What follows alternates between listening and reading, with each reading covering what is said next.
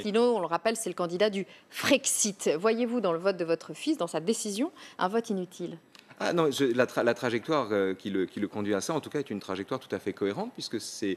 Mais je ne veux pas parler à sa place, et vous devriez l'inviter pour lui poser la question. Il s'y rendra avec plaisir.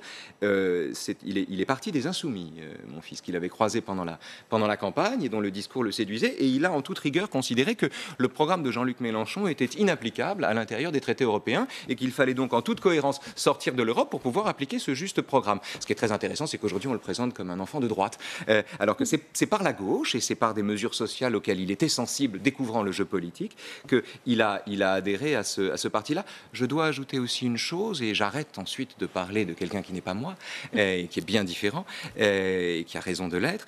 Je veux ajouter à ça une chose, c'est que ce qui l'a séduit chez Asselineau, c'est la cohérence idéologique du personnage. C'est-à-dire que pour quelqu'un d'eurosceptique comme lui, Asselineau offre une ligne qui est claire et qui ne transige pas, alors que Marine Le Pen ne sait pas ce qu'elle veut, Mélenchon ne sait pas ce qu'il veut, Dupont-Aignan ne sait pas ce qu'il veut non plus. On ne sait pas s'ils veulent sortir ou rester. Au moins Asselineau, on sait.